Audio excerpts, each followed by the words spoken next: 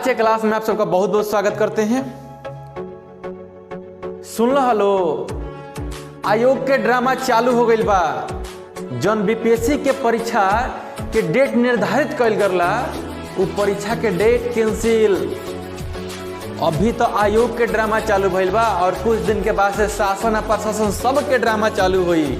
आ तू लोग देखते रह जी। बोलो एगो बात पूछी, जौन ग्रुप डी के एग्जाम यानी रेलवे के जितना भी एग्जाम बा सबके डेट तारीख निकालल गई रहा। जब सारा स्टूडेंट ट्विटर ट्रेंड करके सरकार के मैसेज दलस ना, तो ओबरा का कइला सरकार डेट निकाल दलस। डेट थोड़ी निकलस, लॉलीपॉप दलस, लो चूस लो। स्टूडेंट सारा खुश हो गए, भइला परीक्षा बाकी हुकल जवाब। फिर सारा स्टूडेंट माने कि सुतले के सुतले रह गए। सरकार तो सुतले रहे के चाहता। ए जी अगर बीपीएससी के जौन परीक्षा लेवे वाला आयोग बा, जवाब तो ओकरा देवे चाहिए ना कि हई कारण से ए परीक्षा के कैंसिल कइल गइल बा। बाहरे आयोग तो हर महिमा अपार बा। अब का कहल जाओ, चलिए जो भी हो, आयोग अगर परीक्षा अभी नहीं लेना चाहता है तो अब भी नहीं लेना चाहता है, लेकिन कल तो लेगा, परसों तो लेगा, तरसों लेगा, जब भी लेगा। अब हम लोग इसको और भी बढ़िया से इसको प्रिपेयर करेंगे।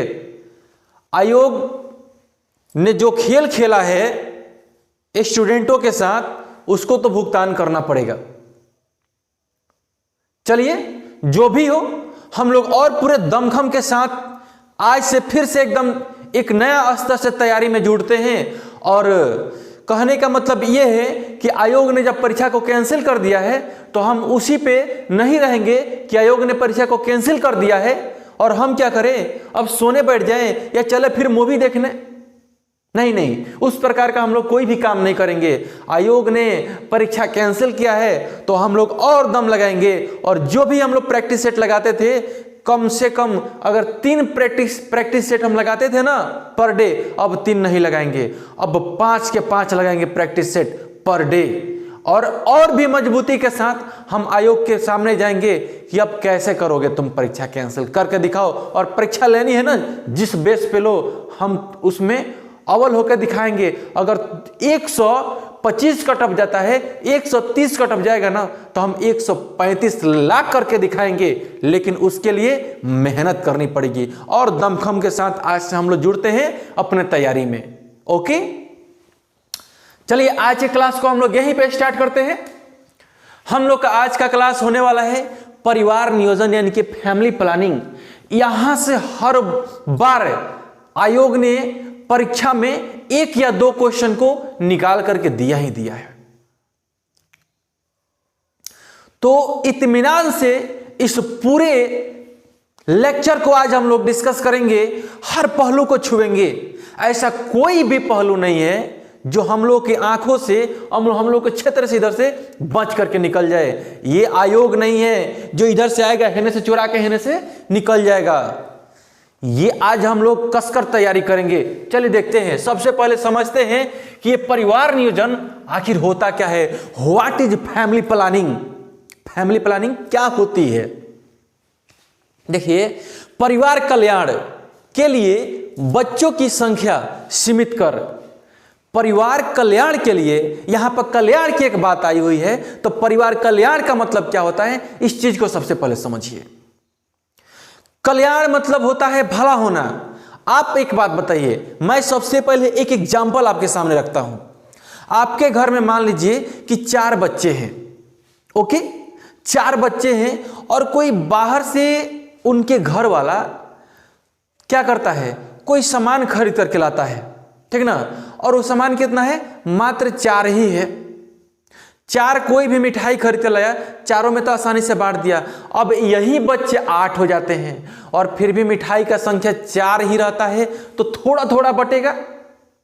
संख्या तो कम हुआ, मिठाई का संख्या कम हुआ, यानी कि क्या हुआ, यहाँ पे जैसे जैसे परिवार बढ़ेगा ना वैसे वैसे सामान क्या होगा, कम होता चला जाएगा। कैसे कम होगा, आइए इस बात को समझते हैं। देखिए, परिवार कल्याण के लिए बच्चों की संख्या सीमित कर परिवार को नियोजित करने की प्रक्रिया को ही क्या कहते हैं, परिवार नियोजन कहते हैं। जैसे देखिए, अब इसकी बहुत सारी विधियां हैं। कौन कौन सी विधियों से हम लोग परिवार को नियोजित कर सकते हैं। देखिए, परिवार कल्याण विभाग जो है एक स्लोगन दिया, हम दो हमारे दो, छोटा परिवार सुखी परिवार, बड़ा परिवार दुखी परिवार। तो छोटा परिवार जो रहेगा ना वही सुख शांति से अपने जीवन को व्यतीत कर सकता है। भाई इस चीज को ध्यान रखिएगा, ठीक ना। तो इसीलिए बोल रहा है कि जब बच्चों की संख्या सीमित करेंगे, ये नहीं कि एक के बेर एकदम, समझ रहे हैं ना, ये नहीं कि एक के बेर एकदम हम क्या करें, बच्चा का एकदम कारखाना ही खोल दें।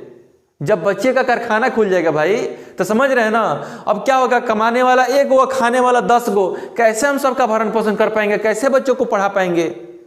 इसीलिए जो इसका क्या है, परिवार नियोजन में और परिवार कल्याण विभाग जो भी है, ठीक ना, उन लोगों ने क्या दिया, एक स्लोगन दिया, हम दो हमारे दो, और छोटा परिवार सुखी परिवार और बड़ा परिवार दुखी परिवार। तो बड़ा परिवार दुखी परिवार कैसे है भाई, उन लोग के हर आवश्यकताओं की पूर्ति ना समय पर होती है ना पूर्ण रूप से होती है, समझ गए। तो इसीलिए छोटा परिवार को कर देना ही, यानी बच्चों की संख्या को सीमित कर देना ही परिवार नियोजन कहलाता है। Are you understand. अगर समझ रहे होंगे सारी बातों को तो इस पे कमेंट कीजिए कि हाँ मुझे समझ में आया, अच्छा लगता है ना, एनर्जी और दुगुना हो जाता है काम करने के लिए। चलिए आगे देखते हैं हम लोग परिवार नियोजन के उद्देश्य। भैया जो भी काम करोगे आप, जो भी काम करोगे आप, उसका कोई ना कोई उद्देश्य है। अभी आप ये वीडियो देख रहे हैं, आपका कोई ना कोई उद्देश्य है, और वो उद्देश्य कौन सा है, आपको परीक्षा क्वालिफाइड करना है। सही बोले, आपको परीक्षा क्वालिफाइड करना है, इसी उद्देश्य से आप हमको देख रहे हैं। तो ये परिवार नियोजन का उद्देश्य क्या है भाई, अगर परिवार नियोजित हम नहीं करेंगे और हर लोग, जितने भी लोग हैं इस दुनिया में और जितने भी लोग हैं इस देश में और जितने भी लोग हैं हमारे राज्य में, और सब लोगों ने क्या किया, एकदम बच्चा का कारखाना ही खोल दिया, तो क्या होगा, समझ रहे हैं ना, रहने के लिए जमीन कम पड़ जाएगी और आने वाला समय में ऐसा ही होने वाला है। अगर सरकार ने कोई सख्त कदम नहीं उठाया तो ऐसा ही होगा, इस बात को याद रखिएगा। ओके, तो इसका उद्देश्य क्या था, परिवार नियोजन का उद्देश्य क्या था, हम लोग उसको जानेंगे कि परिवार नियोजन का मुख्य उद्देश्य था जन्म दर को कम करना। तो भाई जन्म दर को कम करना, खाली सरकार बोल दिया कि जन्म दर को कम करना, तो क्या जन्म दर कम हो जाएगा? बोलने से सिर्फ नहीं होता है भाई, करना पड़ेगा, उसके लिए कुछ तो करना पड़ेगा ना। तो देखिए यहां पे क्या होता है, अगर किसी भी परिवार में लोगों की संख्या कम रहेगी तो कल्याणकारी योजना भी जो भी है उसका लाभ पूर्ण रूप से मिलेगा। अगर मान लीजिए कि जितना सरकार गरीबों में अन्न को डिस्ट्रीब्यूट करती है, अगर यहीं पर अगर उन लोगों की संख्या क्या होती, अगर कम होती तो वही अनाज ज्यादा मिलता। सही बोले, ज्यादा मिलता और पूर्ण रूप से वो लोग क्या करते, अपना भरण पोषण कर पाते। यहां पर क्या है कि संख्या तो, अब देखिए हम सिर्फ इसी क्षेत्र को डिस्कस नहीं करेंगे, ये हर क्षेत्र में डिस्कस कर सकते हैं, ठीक ना। अब देखिए इस समय क्या है, बहुत सारे बच्चे हैं, ठीक ना, बहुत दिनों से कोई जॉब का अलर्ट नहीं आया, और अलर्ट आया भी ना तो जॉब नहीं हुआ। अब क्या होगा, बेरोजगारों की तो संख्या बढ़ेगी, तो जैसे जैसे बेरोजगारों की संख्या बढ़ेगी तो लोग क्या होंगे। अब देखिए शिक्षा इसमें सबसे मुख्य भूमिका निभाता है, जो शिक्षा होता है ना वो सबसे मुख्य भूमिका निभाता है परिवार नियोजन में। कैसे निभाता है हम लोग आगे इस चीज को सीखेंगे, ठीक ना। तो देखिए वही यहां पर बोला जा रहा है कि अगर परिवारों की संख्या कम रहेगी, माने बच्चों की संख्या कम रहेगी, मेंबर की संख्या अगर कम रहेगी, तो जितने भी कल्याणकारी योजना है उसका लाभ पूरा मिलेगा, ठीक ना। आधा अधूरा कोई भी लाभ नहीं मिलेगा, जो भी लाभ आएगी उसका पूरा यूज हम करेंगे। ठीक ना, क्योंकि संख्या तो कम रहेगा और मिलेगा तो पूरा पूरा मिलेगा। अब मान लो कि हम अकेले हैं, ठीक ना, अब यहाँ पे 10 लोग हो तो मिठाई जो भी आएगा, चाहे जो भी मिठाई हो, खान पान जो भी हो, क्या होगा, सब लोगों में बट जाएगा। और मान लीजिए हम अकेले हैं, अगर आता है तो अकेले उसको खाएंगे ना, समझे। चलिए आगे बढ़ते हैं।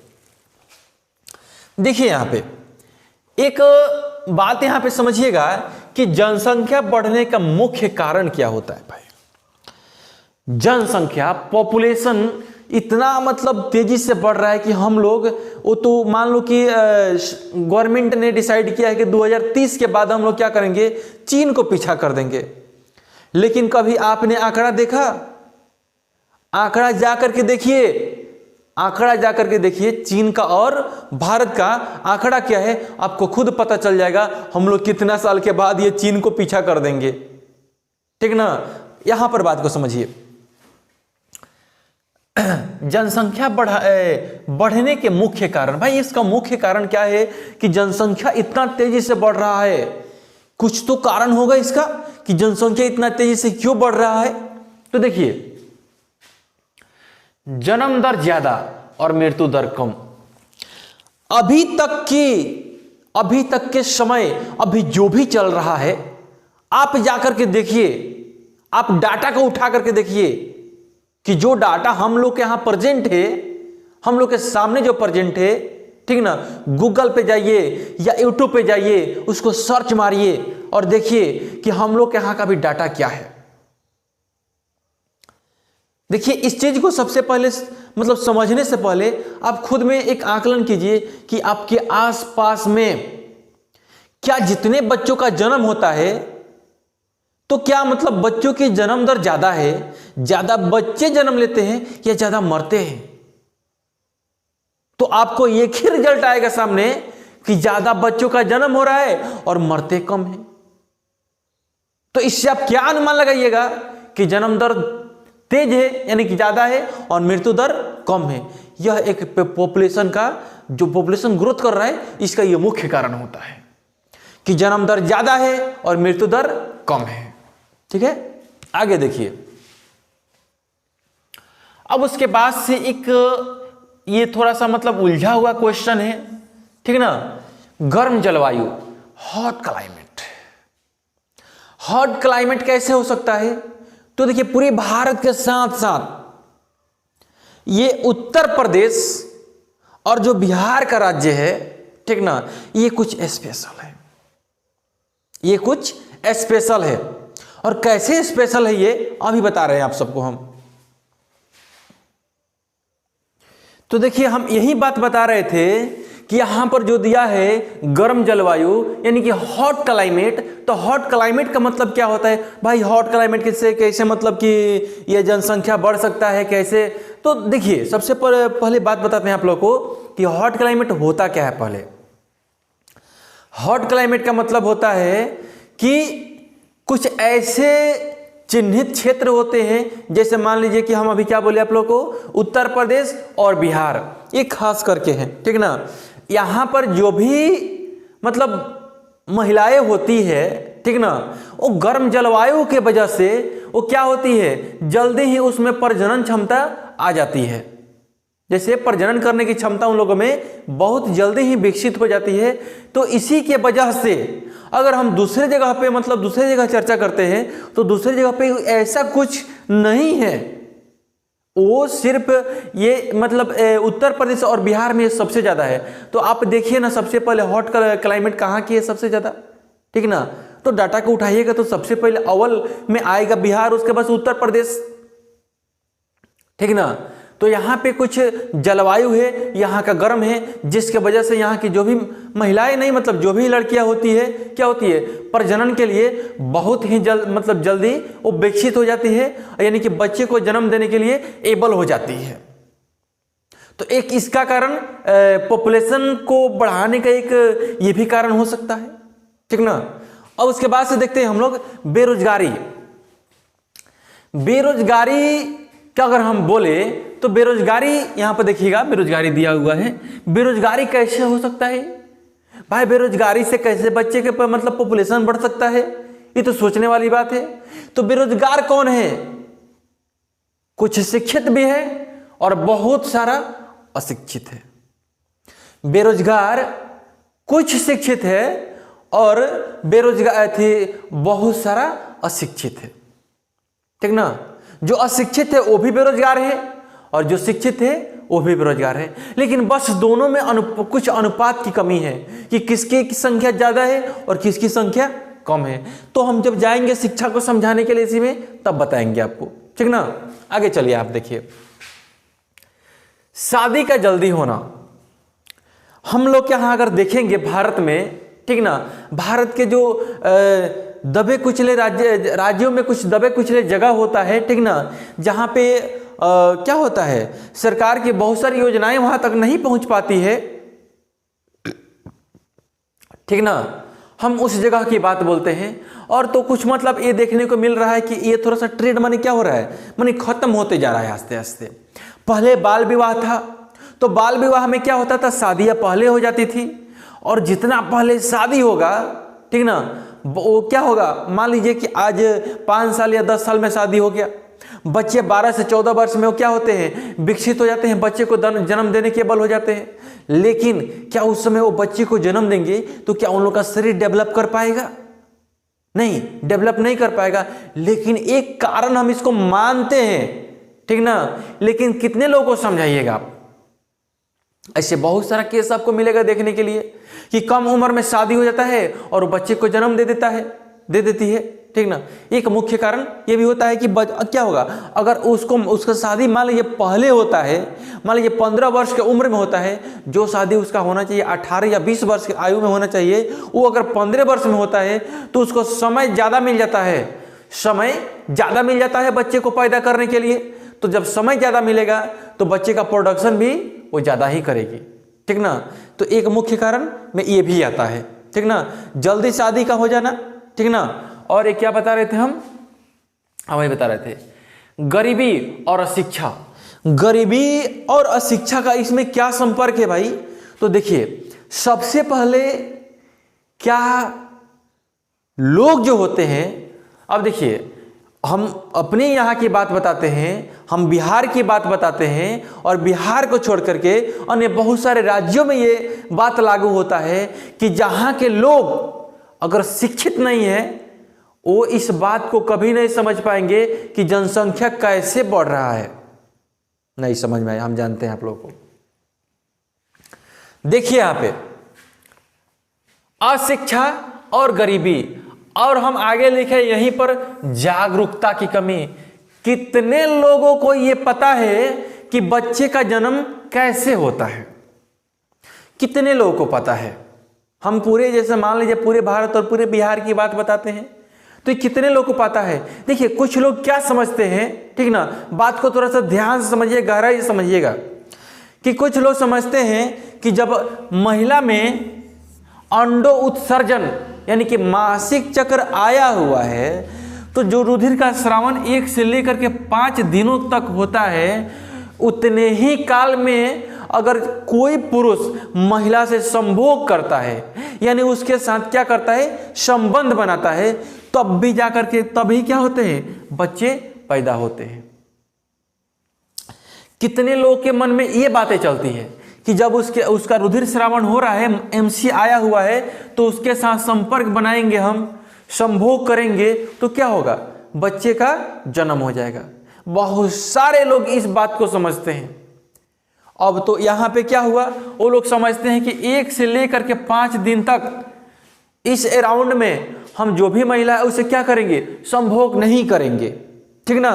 तो क्या करते हैं, इन बातों को ये क्या करते हैं, छोड़ देते हैं, और इसके बाद से समझते हैं क्या, ये क्या हुआ, अब तो ये यहाँ से डर जो भी था वो खत्म हो चुका है। लेकिन इस चीज को समझना चाहिए, ठीक ना, कि ये कुछ हम लोग क्या कर सकते हैं, क्रिटिकल समय नहीं मान सकते हैं 1 से 5 डेज, क्योंकि उस समय तो अभी अंडा बनना प्रारंभ हुआ रहता है। दोनों अंडाशयों में अंडा बनना उस समय प्रारंभ हुआ रहता है, तो उस समय ज्यादा ये चांसेज नहीं बनता है कि अगर 2 व्यक्ति आपस में महिला और पुरुष संबंध बनाते हैं तो बच्चे का जन्म होगा ही होगा। लेकिन सबसे जो क्रिटिकल समय होता है 7 days to 70 हो सकते हैं, लेकिन इसमें सबसे क्रिटिकल 14, 15 और 16 ये होता है। लेकिन इस बात का जानकारी कितने लोग के पास है कि जब अब तो ये तो इसका डर खत्म हो गया, 1 से 5 के 5वें दिन के बाद से क्या करता है, जाएगा संबंध बनाएगा, वो महिला प्रेग्नेंट हो जाएगी और बच्चे को जन्म देगी। तो इस बात को समझना जरूरी है कि कब महिलाएं प्रेग्नेंट होती है तब तो जाके हम पॉपुलेशन को कंट्रोल कर पाएंगे। बात समझ गए? तो वही है, ये तो सब बायो का टॉपिक है, हम पढ़ाएंगे उसमें तो आप लोग को बहुत अच्छा तरीके से समझाएंगे। ये छोटा मोटा कोई टॉपिक नहीं है, ठीक ना। लेकिन यहाँ पे बस आप लोगों को सिर्फ थोड़ा बहुत समझाने के लिए बातें बता दिए। तो वही बात है कि इसमें शिक्षित होना जरूरी है, इस चीज का उसके पास नॉलेज होना जरूरी है, तब तो जाकर के वो कंट्रोल करेगा ना उन चीजों को। बात समझ गए? अब चलिए हम आगे चलते हैं। अब हम लोग पहुंचते हैं रियल कंटेंट पे, ठीक ना, कि परिवार नियोजन की कुछ विधियां होती है जिससे हम लोग क्या करेंगे, परिवार को कंट्रोल कर सकते हैं, बच्चों को सीमित कर सकते हैं, ठीक ना। चलिए उसको देखते हैं हम लोग। अब देखिए यहां पे कि परिवार नियोजन की विधियां यानी कि method of family planning, method of family planning कैसे कर सकते हैं। देखिए इसमें 2 विधियां सबसे महत्वपूर्ण होती है। तो 2 विधि कौन कौन सा होता है? एक विधि होता है अस्थायी विधि। एक विधि कौन सा होता है? अस्थायी विधि यानी कि टेम्परोरी मेथड। टेम्परोरी मेथड यानी कुछ देर के लिए, कुछ क्षण के लिए, कुछ महीने के लिए, ठीक ना, यही होता है, कुछ दिन के लिए। और एक होता है अस्थायी विधि यानी कि परमानेंट मेथड। तो अस्थायी विधि में क्या होता है और अस्थायी विधि में क्या होता है, इसके बाद से हम लोग सीखते हैं। सबसे पहले अस्थायी विधि, टेम्परोरी मेथड, टेम्परोरी मेथड, इसको सीखते हैं हम लोग, ठीक ना। तो आवर्ती विधि या आवर्ती संयम, ये बात थोड़ा सा सोचने समझने वाला है कि आवर्ती संयम क्या होता है और ये आवर्ती विधि क्या होता है। तो एक एक चीज को हम लोग समझेंगे, थोड़ा सा ध्यान दीजिए।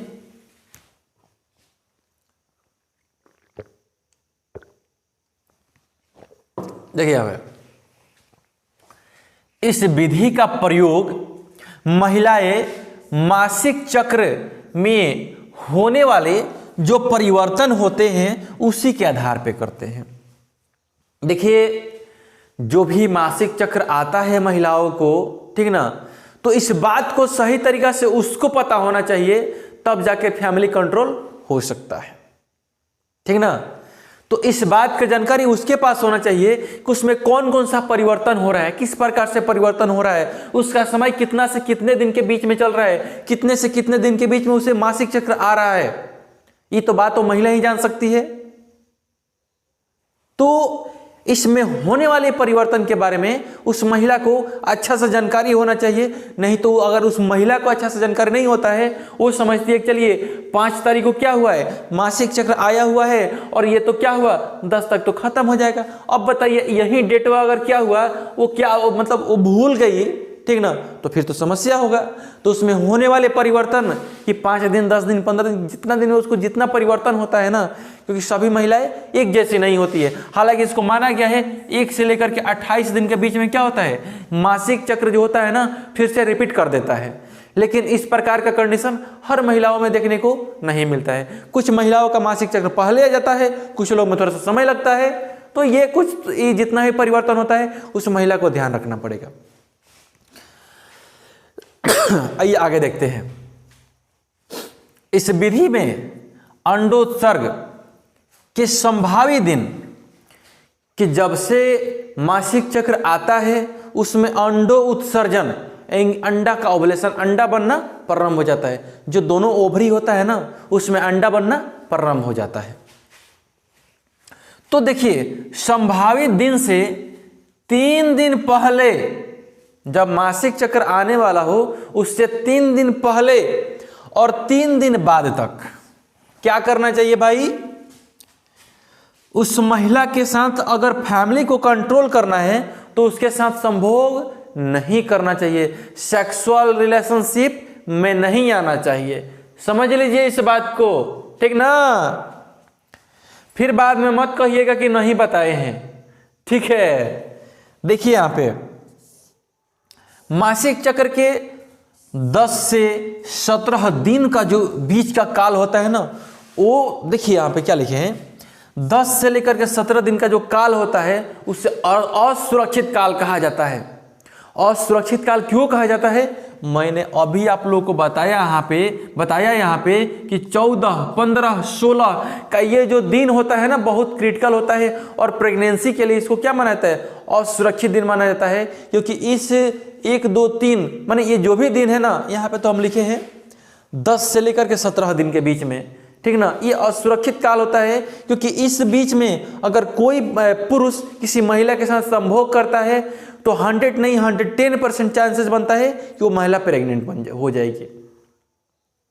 ठीक है, तो देखिए यहां पर हम वही चीज लिखे हैं यहाँ पे कि बीच में संभोग नहीं करना चाहिए, ठीक ना, क्योंकि यह समय प्रेगनेंसी के लिए असुरक्षित माना जाता है, ठीक ना। उस समय 110% से ज़्यादा चांसेस बनता है कि वो महिलाएं प्रेग्नेंट हो जाएगी और पॉपुलेशन बढ़ने लगेगा। समझ गए? चलिए आगे चलते हैं। अब देखिए ये तो था आवर्ती, ठीक ना, जिसमें मासिक चक्र जो भी आता है उसके परिवर्तन के बारे में उस महिला को अच्छा से पता होना चाहिए, तब जाके क्या हो सकता है, ये बात साफ हो सकता है कि महिला को कितना दिन से कितना दिन के बीच में कि अपने पुरुष के साथ संभोग नहीं करना चाहिए, और कितना दिन से कितना दिन के बीच में ये संभोग की प्रक्रिया हो, मतलब जो भी हो, ठीक ना। तो चलिए हम लोग आगे चलते हैं। ये पहला विधि था, और सेकेंड विधि है कि लूप अथवा कॉपर टी। लूप अथवा कॉपर टी, तो लूप अथवा कॉपर टी क्या होता है भाई? लूप अथवा कॉपर टी, इससे कैसे फैमिली प्लानिंग हम कर सकते हैं, कैसे बच्चों की संख्या को नियंत्रित कर सकते हैं, तो इस चीज को जानिए, इस चीज को सीख लीजिए कि महिलाओं को परिवार कल्याण केंद्र जा करके अपने जनन पथ में, देखिए महिलाओं का जो योनि होता है, जो भेजाइना होता है, ठीक ना, तो उसको क्या करना चाहिए? ये तो मान लीजिए यहां से क्या होता है,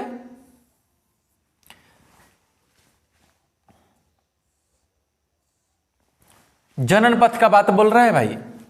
देखिए यहां पे जनन पथ का बात बोल रहा है, तो जनन पथ का बात बोल रहा है तो यहां पे समझ लीजिए क्या लिखे हैं, टी लिखे हैं, यानी कि उसका जो आकार होता है वह एक यंत्र उसको मान सकते हैं, वो महिलाओं के जनन पथ में लगाया जाता है, ठीक ना। तो देखिए यहीं पे क्या होता है, इस प्रकार का एक यंत्र होता है जो उसको क्या कहता है, यहाँ पर फिट कर दिया जाता है, और जो भी इधर से अंडा आएगा ना, इधर से अंडा आएगा ना, स्पर्म से उसको मुलाकात हो ही नहीं पाएगा, और जब अंडा का स्पर्म से मुलाकात ही नहीं होगा तो महिला प्रेग्नेंट कैसे होगी? ये तो असंभव है, ठीक ना। तो एक ये विधि हो सकता है फैमिली को कंट्रोल करने का, ठीक है। तो देखिए यहाँ पे हम वही चीज लिखे हुए हैं कि लूप अथवा कॉपर टी क्या होता है, तब परिवार कल्याण के अंदर जाकर के महिलाओं को क्या करना चाहिए, अपने जनन पथ में लूप या कॉपर टी लगवाना चाहिए। इस विधि में महिलाओं के गर्भ को रोका जा सकता है, इस विधि से महिलाओं को प्रेग्नेंट होने से रोका जा सकता है। क्लियर हुआ? हम आगे बढ़ते हैं, ठीक ना। देखिए यहाँ पे अभी ये 2 हो गया, और तीसरा देखिए, तीसरा है निरोध। इंग्लिश में बोलते हैं इसको कॉन्डोम, इंग्लिश में इसको बोलते हैं कॉन्डोम, ठीक ना। तो देखिए यहाँ पे संभोग के समय पुरुष को निरोध का प्रयोग करना चाहिए, ठीक ना। अब देखिए कहने का मतलब क्या है, यह एक बहुत ही पतली झिल्ली का बना हुआ, ठीक ना, एक प्लास्टिक का बना हुआ यंत्र है। यंत्र उसको मतलब क्या उसको बोल सकते हैं, ठीक ना, प्लास्टिक से वो निर्मित होता है, ठीक ना। तो संभोग के समय क्या होता है, देखिए अब तो कहने का मतलब क्या है, 1 सेकेंड,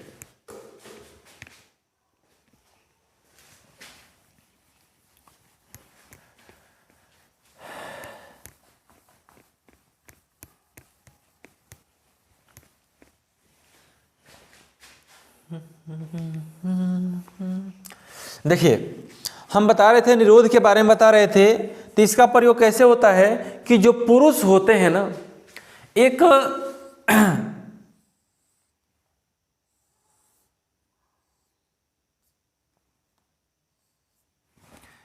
एक प्लास्टिक से निर्मित ठीक ना, यह प्लास्टिक से निर्मित होता है, ठीक ना। तो जो पुरुष होते हैं संभोग के समय क्या करते हैं, अपने लिंग पे उसको चढ़ा लेते हैं। उससे होता क्या है कि जो भी वीर्य का स्खलन होता है ना, जो भी स्पर्म का स्खलन होता है, जो स्पर्म निकलता है वो क्या होता है, वो वेजाइना के रास्ते वो क्या होते हैं, गर्भाशय में यानी कि फिलोपियन ट्यूब में नहीं जा पाते हैं, ठीक ना।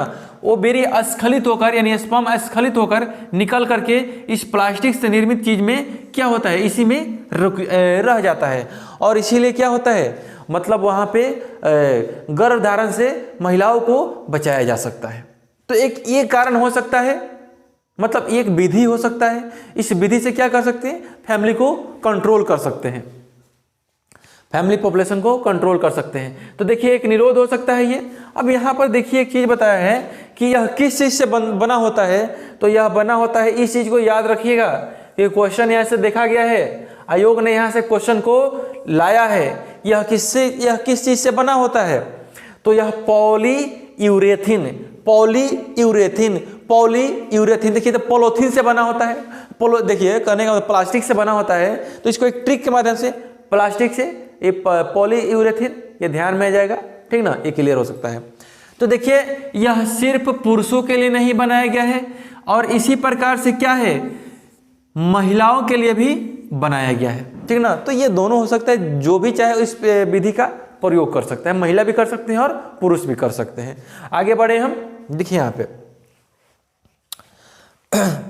उसके बाद से आता है हम लोग का कि गर्भ निरोधक गोलियां। तो कुछ दवाओं का प्रयोग करके भी गर्भधारण को रोका जा सकता है। तो दवाओं का प्रयोग करके गर्भधारण को कैसे रोक सकते हैं, तो देखिए मार्केट में कौन कौन सी दवाइयां इसके लिए चलती है, हम लोग उस चीज को भी देख लेते हैं। देखिए महिलाओं के लिए गर्भ निरोधक गोलियां, ठीक ना, जैसे कि मालाडी और सहेली, ये मार्केट की सबसे ज्यादा मात्रा में बिकने वाली दवाइयां हैं। मार्केट में गर्भ धारण को रोकने के लिए सबसे ज्यादा मात्रा में ये दवाइयों का प्रयोग महिलाएं करती है, ठीक ना। देखिए यहां पे मालाडी का प्रयोग एमसी के प्रथम दिन से 21 दिन तक, जब एमसी आता है ना, तो जब से प्रारंभ हुआ है पहले तारीख से लेकर के इसको 21 तारीख तक, अगर आज एमसी प्रारंभ हो गया है 1 तारीख को, तो उसका सेवन करना चाहिए 21 दिन तक। अब उसके बाद से जो ये 7 दिन का समय बचता है, आप उसमें इस दवाओं का प्रयोग करो या ना करो, उससे कोई फर्क नहीं पड़ता है। लेकिन फिर जब से एमसी प्रारंभ हो जाता है, ठीक ना, उस समय फिर आप दवाओं का प्रयोग उस दिन से लेकर के 21 दिन तक करेंगे।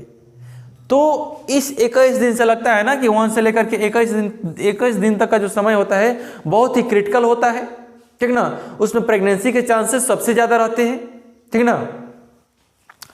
तो देखिए अब उसके बाद से हमने क्या बोला, 2 दवाइयां बहुत ही विकसित है, एक है सहेली और दूसरा है मालाडी, ठीक ना। ये मार्केट में बिकने वाले सबसे ज्यादा दवाइयां है, सबसे ज्यादा इसका क्या है, सेल है, ठीक ना।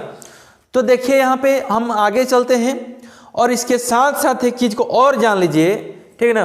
हम अभी बता रहे थे आप लोग को और मालाडी के बारे में। अब आगे देखिए यहाँ पे जो सहेली दवाई आती है ना, इसका जो टैबलेट आता है, जो गोली आता है, उसका सेवन कैसे होता है, उसका प्रयोग कैसे होता है, तो हफ्ते में मात्र 1 बार, यानी अगर बोला जाए तो पूरे महीने में, तो पूरे महीने में 4 बार, ठीक ना। जो ये दवाओं को सेवन करने का अपना सही तरीका होता है, भाई दवा है, सही से सेवन नहीं कीजिएगा तो वो अच्छा से फायदेमंद नहीं होगा, वो फायदा करेगा नहीं, और फायदे की जगह कहीं से ज्यादा नुकसान भी कर सकता है, ठीक ना।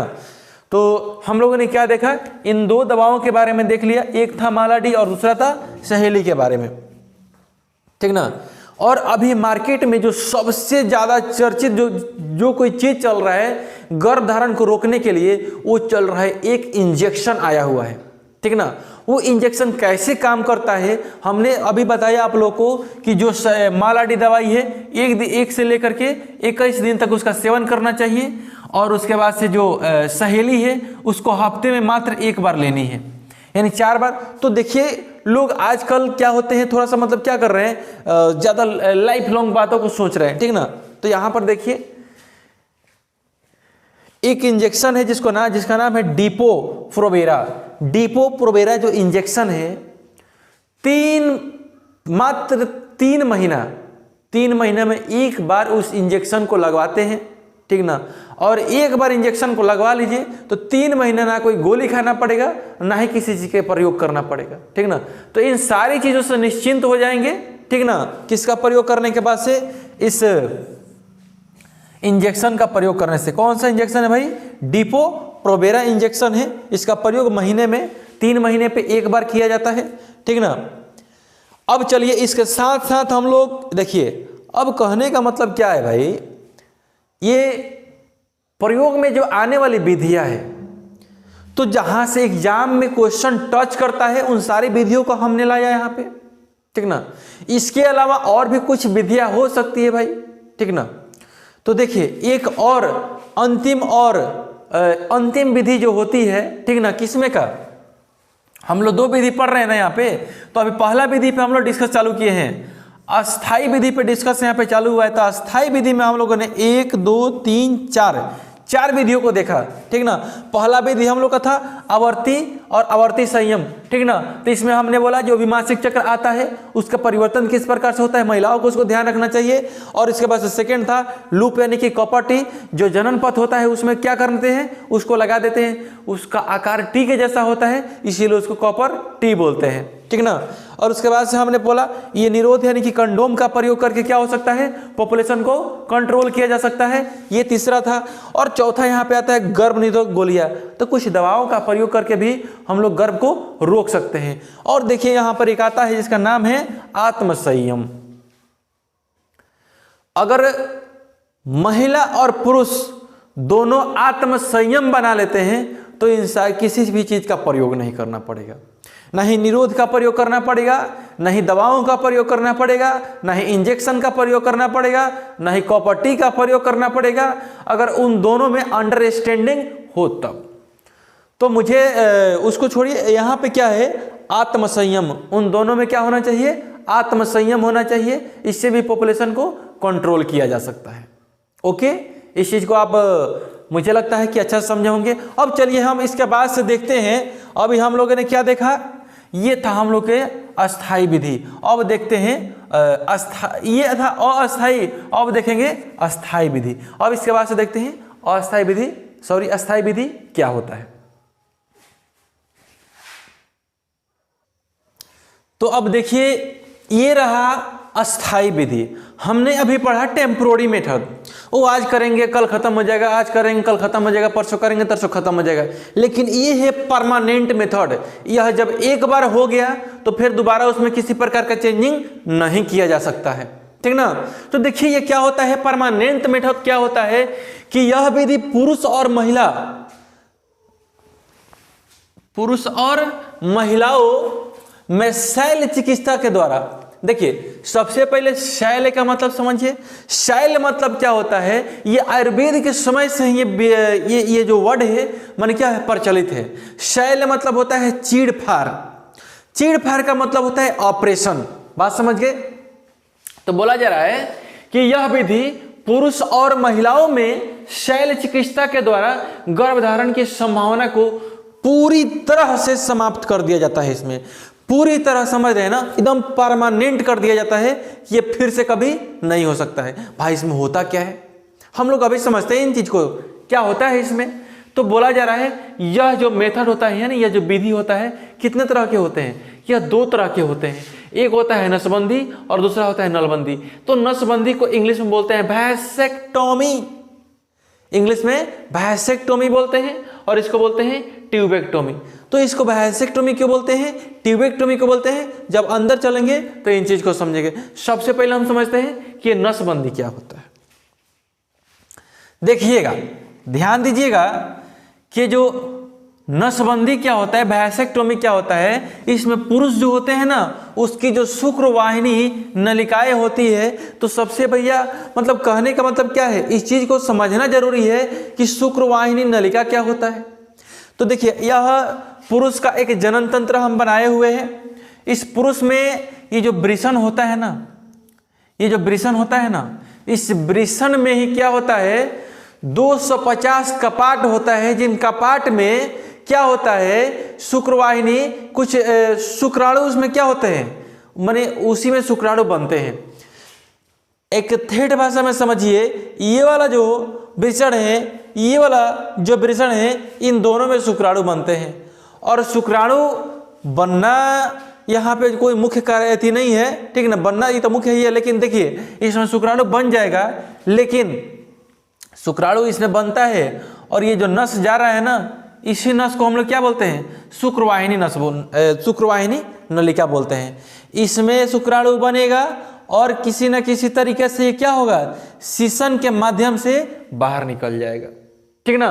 तो एक बात बताइए कि यह शीशन वाला जो स्थिति है, इसको अगर काट दिया जाए, इसको अगर काट दिया जाए तो शुक्राणु तो बनेगा लेकिन बाहर नहीं निकल पाएगा। और बाहर जब नहीं निकलेगा तो होगा क्या कि इसमें से वृषण से बाहर नहीं जाएगा, तो शुक्राणु जब अंदर जैबे नहीं करेगा, ठीक ना, तो निषेचन होगा कहाँ से, इस चीज को समझ लीजिए ना। अब इसी में डॉक्टर क्या करता है, नसबंदी में क्या करेगा, इस नस को काट देगा, इस नस को काट देगा और क्या करेगा, इसे फोल्ड कर देगा और इसे बांध देगा। अब बताइए, इस नस को काट करके बांध दिया तो इधर से शुक्राणु इसमें क्या होगा, इधर तो जैबे नहीं करेगा और बाहर अइबे नहीं करेगा। इस चीज को समझ गए। किसी प्रकार की समस्या नहीं, समस्या मुझे नहीं लगता कि इसमें किसी प्रकार की समस्या हो सकता है, ठीक ना। तो ये होता है पुरुषों में। अब यहाँ पर मैंने बोला था कि अभी आप लोग को हम बताएंगे इसको वैसेक्टोमी ही क्यों बोलते हैं। तो वैसेक्टोमी इसलिए बोलते हैं कि इस नसवा का नाम है वैस डिफरेंस इसका नाम है, तो इसीलिए इस नस को काट देते हैं, इसीलिए इसको बोलते हैं वैसेक्टोमी। और यहाँ पर ध्यान दीजिएगा, ये जो नलबंदी होता है ये महिलाओं में होता है। इस विधि में जो होता है ना, महिलाओं का क्या काट दिया जाता है, अंडवाहिनी नलिकाओं को काट दिया जाता है। तो अंडवाहिनी नलिका किसको बोलते हैं, ये वाला जो नलिका होती है ना, इसी को अंडवाहिनी नलिका बोलते हैं, ठीक ना। तो भाई इसमें अंडवाहिनी नलिका को ही क्यों काटते हैं, तो देखिए यहाँ पर अंडाशय दिख रहा है, इसी में से क्या होता है, बहुत सारे अंडा का ओवुलेशन होता है मासिक चक्र के दौरान। और उसके बाद से क्या होता है, यही अंडा इसकी इस झालरी जो होता है ना, यहाँ से थोड़ा सा फोल्ड किया रहता है, ठीक ना, इसको कीपक बोलते हैं। और यही झालरी क्या करता है, उसको प्रेरित करता है और खींच करके इधर से इस अंडवाहिनी नलिका में भेजता है। और ये क्या होता है, यहाँ से बहुत सारे अंडाणु निकल करके यहाँ पर आते हैं और इधर से क्या होता है, बहुत सारे शुक्राणु यहाँ पे जाते हैं और इसी बीच में क्या होता है, इन लोगों का निषेचन होता है। अब हम एक काम करते हैं, इसको टोटल को काट देते हैं, इसको काट देंगे और इसे फोल्ड करके हम क्या कर देंगे, बांध देंगे, ठीक ना। तो एक बात बताइए, इधर से क्या होगा, अंडा जाएगा भी ना, तब बस यहाँ तक जाएगा, उसके बाद से फिर से रिटर्न चला आएगा, ठीक ना। तो इस कंडीशन में भी क्या होगा, शुक्राणु अंदर जा करके भी अगर किसी से निषेचित नहीं करेंगे तो भाई उसका तो कुछ समय होता है, लिमिट समय होता है, 22 मिनट के बाद से शुक्राणु डेड कर जाते हैं और यह 24 घंटे के बाद से ये डेड कर जाता है, ठीक ना। तो कहने का मतलब ये हुआ कि जब इसमें से शुक्राणु जाएगा ही और जैसे अंडाणु आएगा ही नहीं तो निषेचन होगा कहाँ, ठीक ना। तो देखिए ये जो नसवा होता है ना, यहाँ पे इसे जो अंडवाहिनी नलिका बोलते हैं, इसको इंग्लिश में बोलते हैं फिलोपियन ट्यूब। क्या बोलते हैं, फिलोपियन ट्यूब। और इसी ट्यूब को काट दो तो ये बन जाता है ट्यूबेक्टोमी। क्लियर, क्या बन जाता है, ट्यूबेक्टोमी बन जाता है। तो आई होप कि इसमें कहीं पर भी आपको किसी प्रकार से कोई समस्या नहीं हुई होगी, ठीक ना। तो अगर किसी प्रकार की समस्या है तो कमेंट कीजिए। कमेंट बॉक्स तो आप लोग के लिए ही बनाया गया है, ठीक ना, हम सारे कमेंट को पढ़ते हैं, ठीक ना। तो कहने का मतलब यह है कि जम करके लगे रहिए, हम लोग आयोग के बातों पर तो ध्यान देंगे, लेकिन वो जो कर रहा है वो तो बहुत गलत कर रहा है, लेकिन उसको करने दीजिए। गलत जो करेगा उसको भुगतान भी करना पड़ेगा। जो गलत किया है इस धरती पे उसका कभी भी भला नहीं हुआ है और आयोग का भी कभी भला नहीं होगा। छोड़िए उस बात को, उस मैटर को हटा ही दीजिए और लगे रहिए एकदम पूरे इत्मीनान के साथ और पूरे एनर्जी के साथ, ठीक ना। और हमें दीजिए इजाजत, मिलते हैं एक नए वीडियो में और इससे भी बहुत ज्यादा एनर्जी के साथ। तब तक के लिए दीजिए इजाजत। जय हिंद, जय भारत।